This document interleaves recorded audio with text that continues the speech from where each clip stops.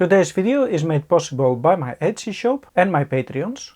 All the links are in the description. Hello and welcome to today's video, where we are going to talk about three separate topics. We're going to talk a bit about varnishes, we're going to talk about materials, and about measurements. Before we go ahead, let me say also that none of the products that I'm going to talk about is a sponsor of the video. This video is only made possible by myself and my Patreons. Last week I received a message via Facebook asking some things about varnish. One of the viewers has found a recipe on internet and made his own kind of oil varnish, but has some trouble as it doesn't dry very well. He used three different materials that were polyurethane, boiled lynched oil and mineral spirits.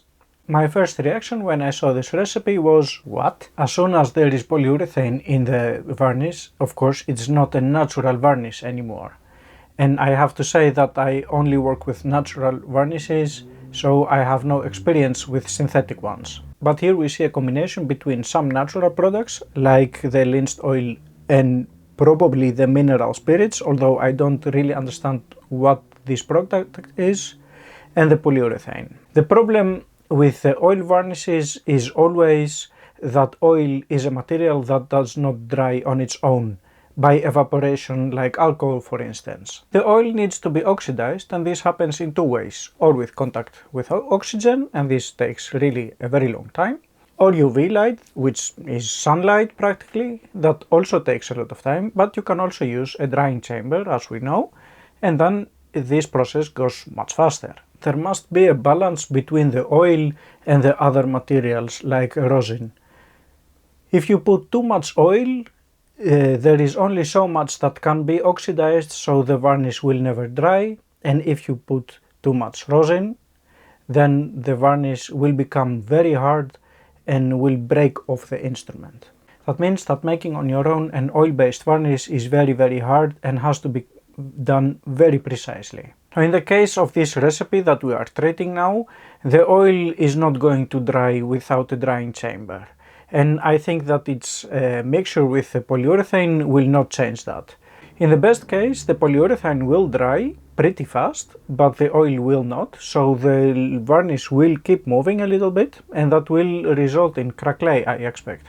In the past I have made my own oil varnish, but it took a lot of failed attempts from oil and rosin that did not bond very well, so I had a jar with two separate liquids to a varnish that didn't dry very well, or even made some craquelé. Also, some violin makers that I spoke with in Cremona discussing these kind of matters told me that they stopped making their own oil varnish and moved or to an alcohol or maybe mixed varnish, or ready to use products like the ones I have here. That's why also in the video that I will put here, that I made some time ago, the basics of varnishing, where I explain all these things, I suggest you to use a ready to use oil-based varnish. And I have used two of them. One is made by Yoha Hamro, the other one by Oldwood. I have made reviews about both of these varnishes and they both dry very well. The advantage of the Hamro varnish is that it doesn't necessarily need a drying chamber. The Oldwood really needs one. My suggestion would be, don't make your own oil varnishes, or make your own alcohol varnish and use it, although it is harder to use, or use in any case one of these two that I have tried and I can recommend you, or some other ready to use, especially for musical instruments, made varnish. Now let's talk a bit about materials. I received a message where the writer said that he has seen some violins on sale on eBay coming from China, and that the fingerboard and nuts were made in some kind of hardwood that was painted black. If you have seen the video with a review that I did of the violin that I bought on eBay, I will put the link here, that also had a hardwood kind of fingerboard, and I don't really know what kind of wood that is. It could be some maple or any other kind of wood that they might have. For myself, the lowest level of instruments that I want to have and trade are instruments that are fitted with ebony parts. That means ebony pegs, ebony fingerboard and ebony nuts. Sometimes I buy old German instruments that have some kind of other fingerboard, but then the body is good enough and I remove the fingerboard and put a new one made from ebony.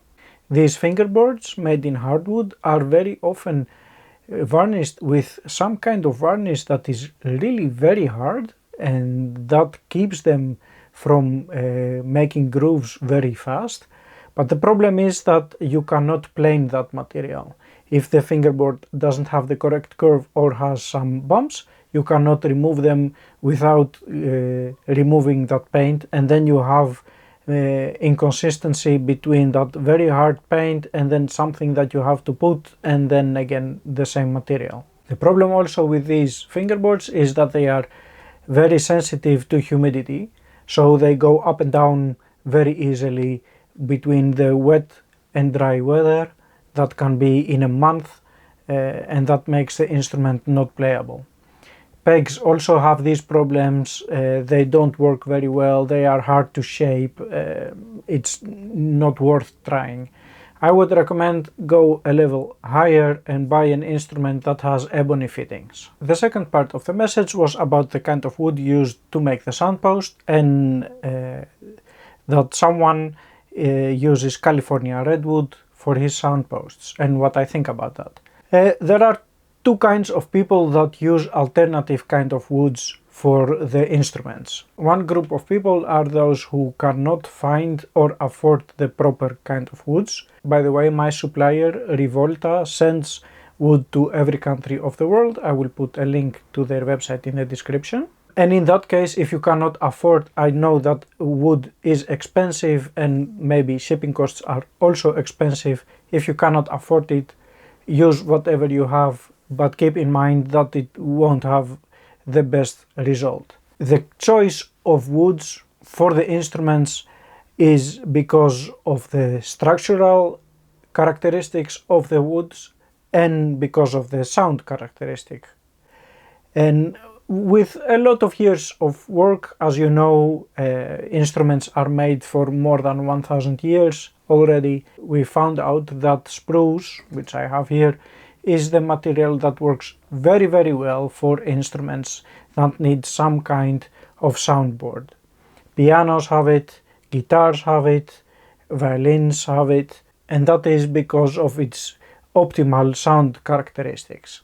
At the other side we have a structural part, which is mostly the maple part, that has to be hard enough, but not too hard and not too heavy. That is what we have found out with maple, but you see also rosewood on guitars, you see poplar on cellos, so there are some alternatives, and within those ones you can try out and experiment. And that is also my idea. Try to experiment with different things. Maybe it works better, maybe it doesn't, although I don't expect that someone finds another kind of wood that works better than the ones that we use. I haven't used every kind of material to make soundposts, for instance, so about California redwood I cannot say if it is better or not. Keep in mind that there are two characteristics that influence the sound: the speed of the sound through the material and how heavy and dense the material is. If you put a soundpost that is very, very heavy in your instrument, that will dampen the sound, of course. But give it a try, I would say, and of course let me know what the results were. Although I think that you can achieve much more result by moving the soundpost in the instrument and changing its tension by its height than experimenting with other kinds of woods. For the last topic, which will be about some measurements, I will have to draw something, so let me grab a piece of paper. As you may know, the top and back are not parallel. The lower block is a bit higher than the top one, and the difference is only 1.5 mm. Now I make the top side of the blocks flat and give the slope at the back. Let me draw that down.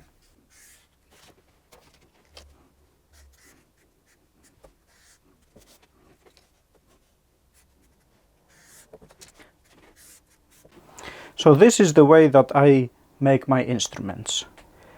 These are 90 degrees and the slope is given in the back.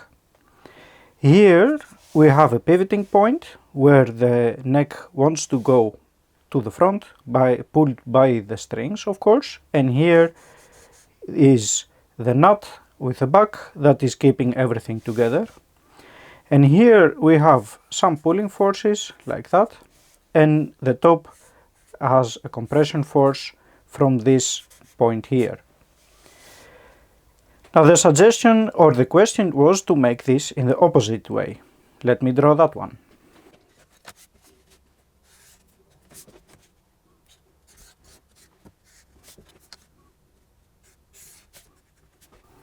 And here we have again the strings like that. Of course, as you understand, everything here is exaggerated, so you can see the difference.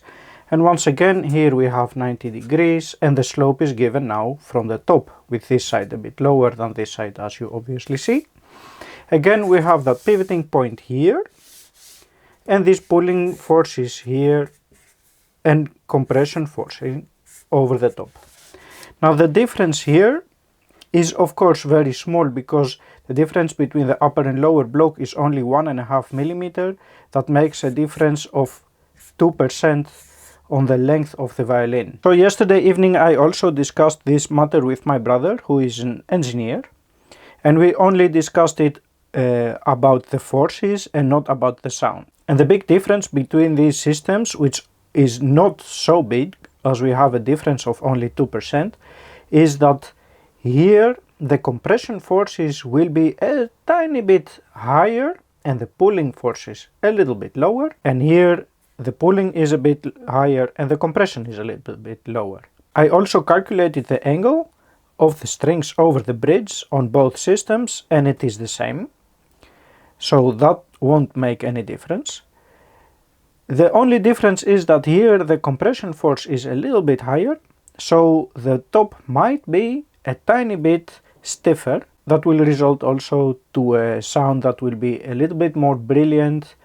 This might sound a little bit more mellow, and probably this kind of instrument will have a bit higher volume. I think that this percentage of difference will very easily be overruled by a lot of other factors, like the thickness of the top and back, the position and tension of the sound post and the bass bar, the strings, and so on and so on. So my conclusion here is that I don't see a wrong and a right way to do it. I don't expect one of the two instruments to collapse because it cannot handle the forces anymore, and I think that the difference in sound will not be significant. That means that I don't see why you should not do the second option, but for myself I will keep making my instrument in the first way as it feels better. It's only a gut feeling, nothing else, but I will keep using the first method. And before you go, we have still one question, a bonus one. Every now and then I get the question, if I could choose one gauge, which one would it be? As you know, I have 8 or 9 of them, you can see them here, and there are two different answers that I can give to this question. If you are making instruments from scratch, then you will really need all of them. In my opinion, it's almost impossible to make a scroll without having these 8 gouges, and for some other parts of the body you will also need them, but mainly the scroll. I don't think that you can make a scroll without having all of them. So in that case I would say you have to buy all of them. I know that they are expensive, but there is nothing else to do.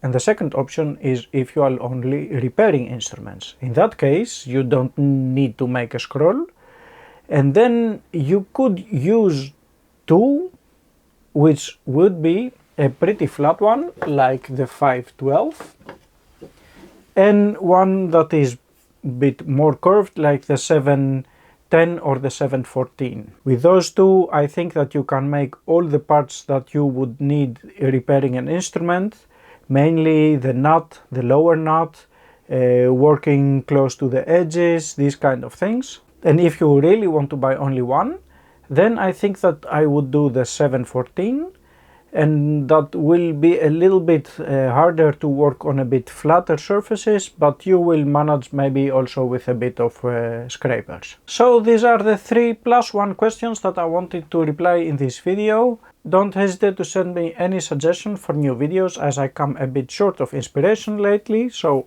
every tip is welcome. Many thanks to the Patreons for supporting the channel. Don't forget to visit my Patreon page or my Etsy shop for the cloaks.